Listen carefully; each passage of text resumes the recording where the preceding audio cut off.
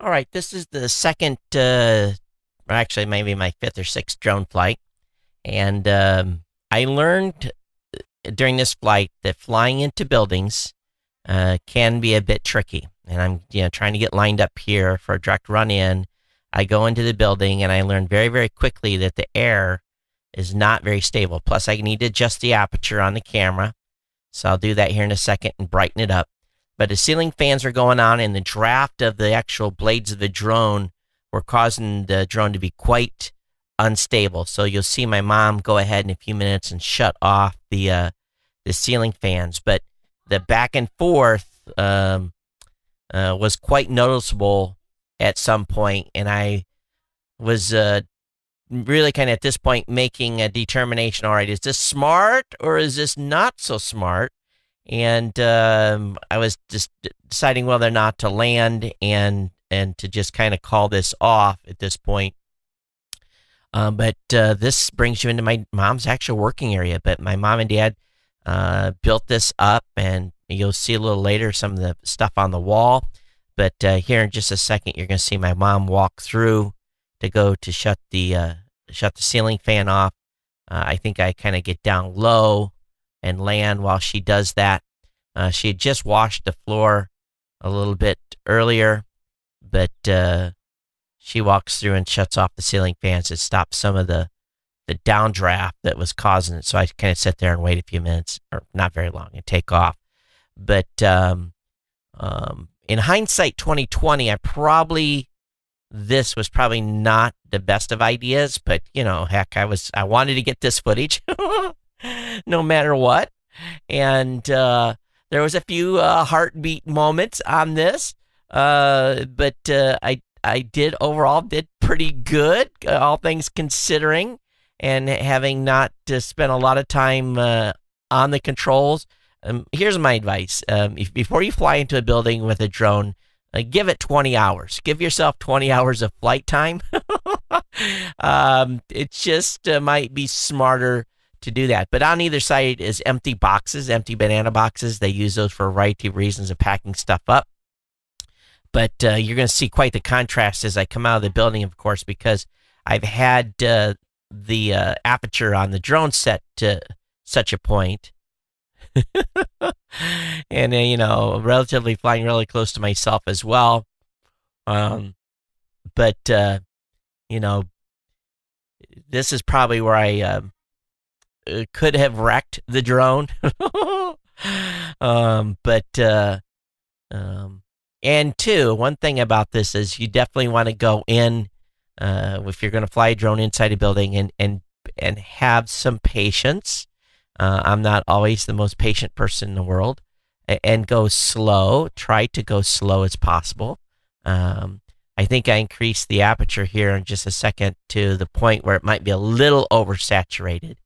But my main point was to kind of come in and document what's in the building. Now, my mom's forklift, the kids write all over, the forklift, leave little notes to her and stuff. It's kind of funny. It's become kids have used that as a graffiti standpoint.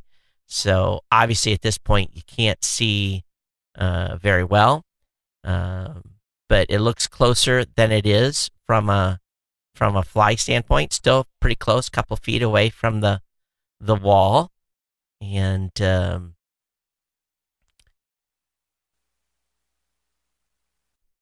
yes, I'm trying to make a decision what to do.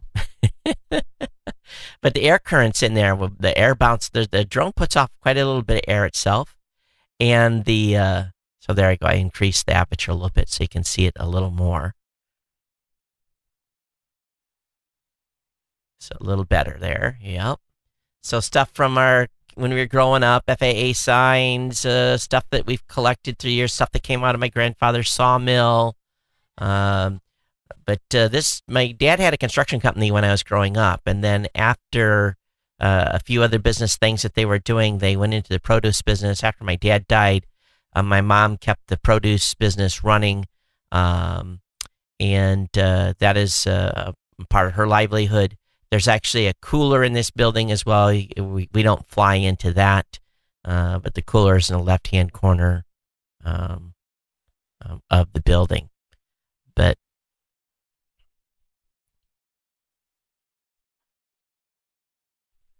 anyway, so I actually try to fly up into this corner a little bit and don't do too bad of a job. Don't want to get too far in there. And yes, I'm being quite brave at this point and trying to go it's relatively slow.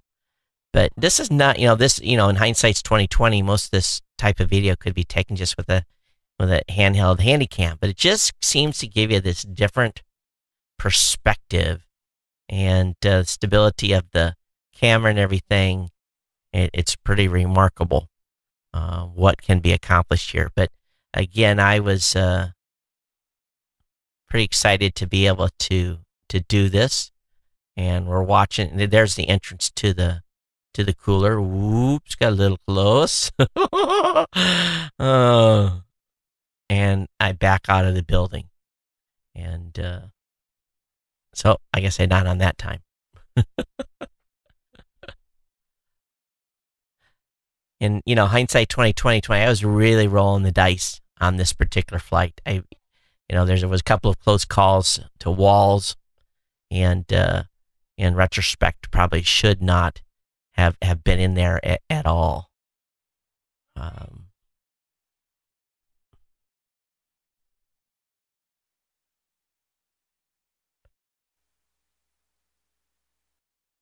But I'm remarkable at this picture and how this picture looks. At some point in this video, I actually hit the stop button on the record for some weird reason. So it kind of ends abruptly. I think we still have about 5-6 minutes left on this particular video. It would be cool if you could hear me actually talking through this as I'm driving or flying through. I'd be like, whoops, watch out there. But my mom and dad did a great job in decorating this building.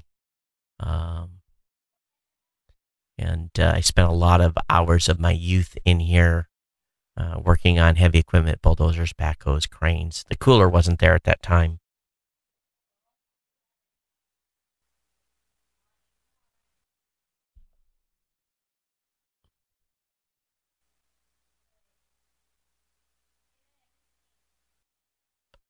Gonna try this again. Flying a little bit. License plates and different stuff up there. Oh, I did get in quite a bit, didn't I?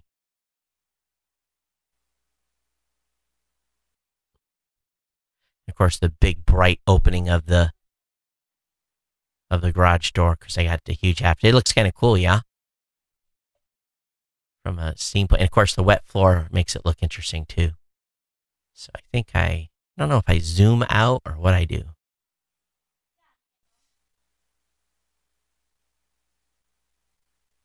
Yeah, I go out and then I turn around. You'll see me kind of standing in the cubby hole as I come out.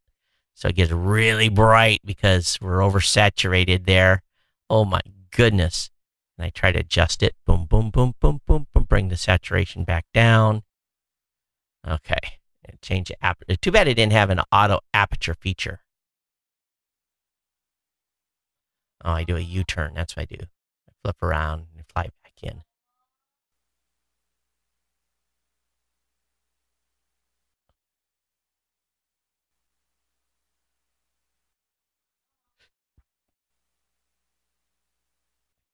Semi trucks can back right up to this and they can unload. Oh, I think maybe I go over the top.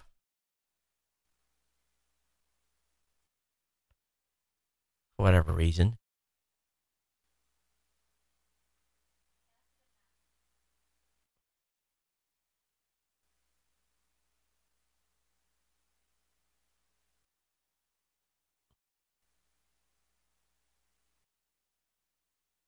At one time, the building had a sliding door on it.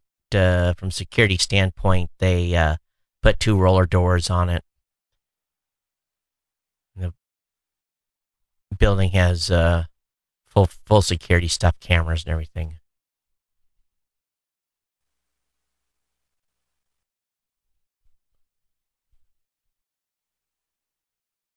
like I said, you can inspect the roof. If I pointed the camera straight down and we changed the aperture, we could actually probably look at the look at the roof and see how the roof looked.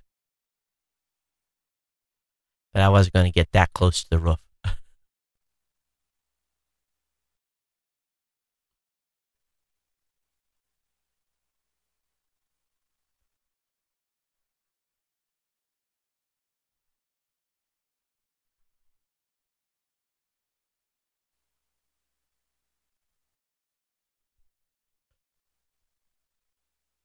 All right, that's a fly through the barn. I think I'll end the video there. I'm glad you guys enjoyed the flight.